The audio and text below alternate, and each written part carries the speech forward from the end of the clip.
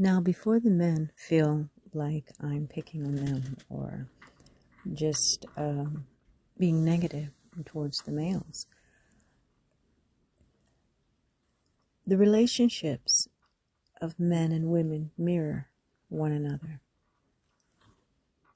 Both sides are greatly flawed. Both sides have much growing and evolving mentally, spiritually, and physically to be done. Our people as a whole have been systematically, purposefully, they've been writing books about finding ways to destroy, dismantle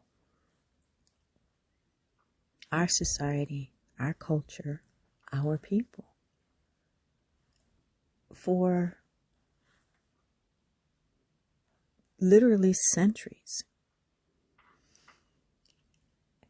So in the aftermath of all this systematic, intentional, psychological warfare that we've all undergone, there's a lot of self-reflecting and growing that is necessary and needed. The whole attitude of entitlement, whether it's a man or a woman, is wrong. It's out of line. It can serve no other purpose than destruction and chaos. Now, there are certain inalienable rights that everyone has. That's not entitlement. The right to being safe, the right to privacy, the right to have some say in decisions, especially pertinent ones that are highly relevant to consequences that affect your life. To be able to live without fear. There are certain inalienable rights that everyone should have and be given. But when it comes to relationships, for one, there are no two relationships that are the same. Everyone has to define what works for them and within their relationship as a couple.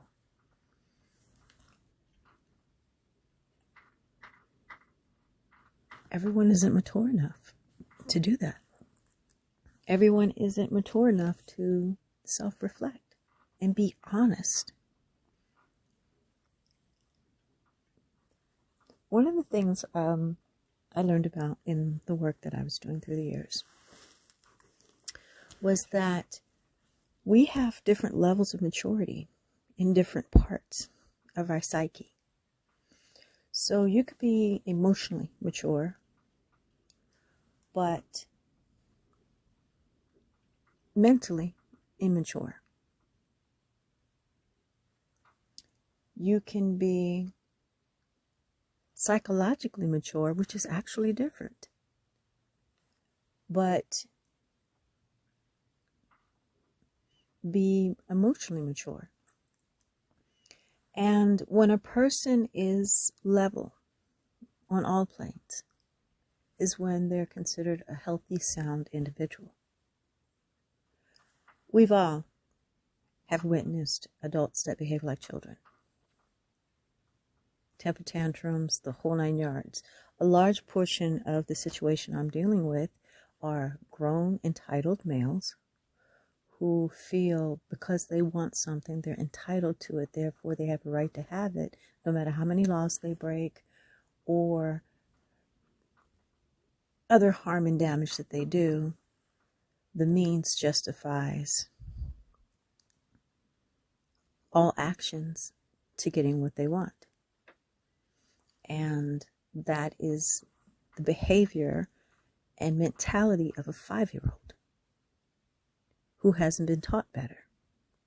Yet these are grown men, older than I am, and I'm a senior. So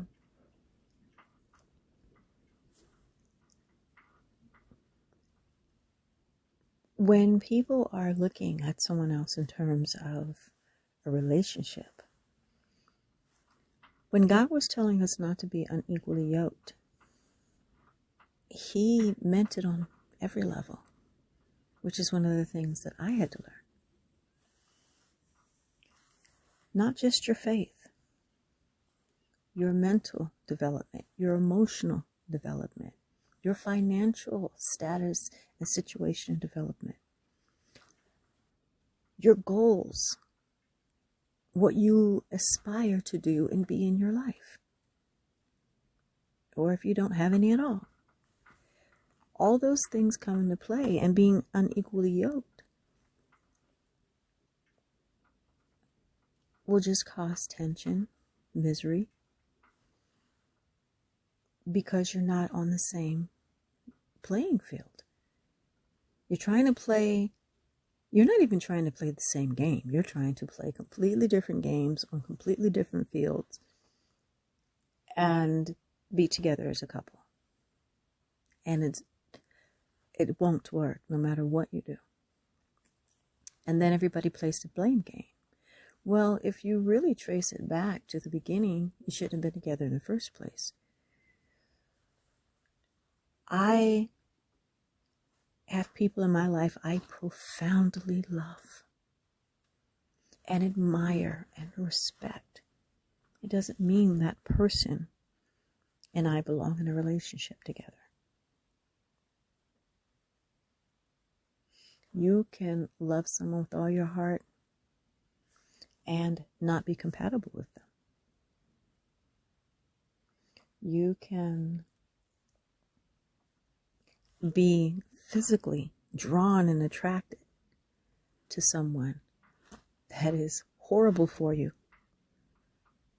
Sex is great, but the relationship part of things is horrendous. You have to meet each other on not just the same playing field, singular, but the same playing fields, plural. It's not a matter of I'm better than you, I'm something that you're not. It's we're different, period. I'm a very unique individual because of the very unique life experiences that I have had and the unique calling in my life in terms of the work that God has given me to do and I've been doing throughout my life. And again, my experience and my personal interest. I am very big into science. I'm very big into growing and learning. I'm a complete bookworm. I love seminars and things that I'm forever a student of life. I will get my books and take notes like I'm in college 24/7. I will probably forever continually take college courses throughout my life and learn and grow and develop. That's something that's a part of my spirit and what my psyche and being crave and require. Everybody isn't like that. Everyone won't understand that. Some people may perceive that as a waste of money and waste of time, especially once you've reached a certain age, which again, I'm a senior. But on many levels, my life has just begun because I've always been mom and wife. I spent more of my adult life serving and taking care of everyone else, and I did a good job at it. And I'm not saying it from a vain standpoint. I'm saying I gave it my all. I did my best to the best of the talent, skills, and ability God gave me. And there was nothing more that I could do with what I had to work with. Now that all of my children are grown and out the house and my husband has passed, this is the first time in my life I've had alone time where I can pick and choose and do and be who I want to be, how I want to be it, without everybody else's opinions of who I should be, what I should think. I am finally having the opportunity to blossom and bloom more fully into who I was meant to be from the beginning. My husband was 16 years my senior, so he always behaved as though he was my father. And anything he wasn't interested in, or anything wasn't in line with what he wanted me to spend my time and energy doing, was a waste of time. I've been a professional artist my entire life. I can tell you stories of him coming and destroying my artwork that was commissioned. Part of it was he would get upset that I could make off of one work of art what it would take him working sun up and sundown all week to make. And I was never disrespectful about it. It's just that it bothered him. He felt art and creative things were a waste of energy, even though he was a musician himself. But I wasn't a musician. I was an artist, painting, drawing, doing murals and all those types of things. And he felt that form of art was a waste of energy, a waste of resources, a waste of materials, just a waste.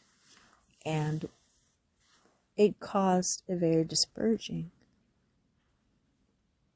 situation between us in relationship, because something that was such a huge part of my heart, both of my biological parents were professional artists. It's something that's infused in me from birth. Some of my happiest memories are standing over my mom or my father's shoulders watching them create. And with my father, he was a structural and mechanical engineer, so he designed buildings and structures, and he worked with NASA and designed parts of shuttles and aircrafts and things like that, which I was in awe of all my life. So to be in a relationship where I was told I could no longer express myself in any artistic form. When I would write, I've been writing since I was 15 years old, he would take everything that I wrote personal, as if I was writing about him or talking about him behind his back, when I was just flowing in whatever emotion or whatever thoughts were pouring out of me. As a creator, it drips from me. I can't help it. I can't hold it back. If my life depended on it, I guess I would just be dead, because it drips from me. It pours from me. And when you have to stifle it and hold it in, it damages your vessel. It has to come out. And he never could understand that, which caused a lot of turmoil between us. Not where we bickered and fussed and fight constantly, but there was always a sadness. There was always a level of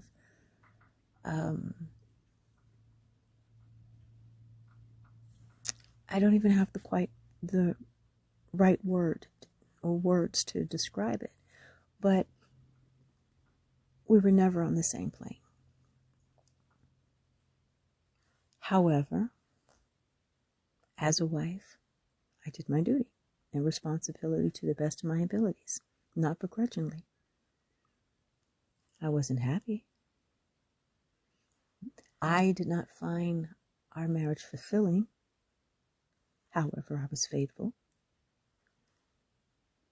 And again, performed my responsibilities and duties in what was my purpose to the best of my abilities. And I did it happily.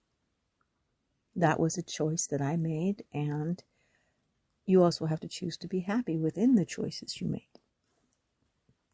But again, that takes a level of maturity that everybody doesn't have.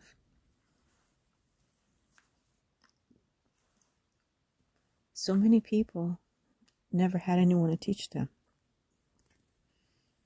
They've had to spend their whole life figuring out life day by day, one step at a time on their own. And we learn from our mistakes. Unfortunately, when we make mistakes in a relationship situation, it can also hurt and harm and grieve another person. one of the things that I learned as a mother was, boy, if I make a mistake, my whole family or my kids suffer. If I'm careless or callous about anything I do, other people, it's not just about me anymore. You know, it's not just I live with the consequences of my actions. Everybody lived with the consequences of my actions. I learned that and respected that and understood that. But unfortunately, that was one of the areas that my husband had not grown up in, even though he was my senior considerably. So for people to approach and try to demand or try to push their way into someone else's life, or just because they feel that person is something they want, never want someone who doesn't want you. Never try to force or push or make anything happen. If it's meant to be, it'll be. If it's something that flows and is right, it will flow and be right.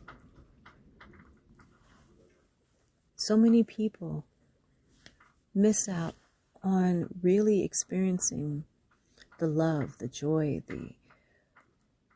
what they really crave, because it can't come to you while you're with the wrong person. It'll pass you by. If you're occupied with someone who is not right, that right person cannot come. God will not send them to you. You're already occupied. People have to learn how to be content with what they have and who they are.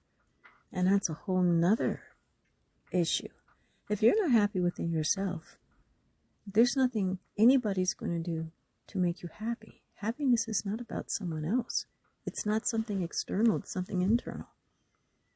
You have to be able to be happy in any situation or circumstances, anywhere you are, no matter who you're around, no matter what you're doing, before you can find happiness with someone else. And so many people are looking for band-aids, people to be band-aids, or to fill a space, to fill a hole, to make me whole. No, you need to be whole yourself.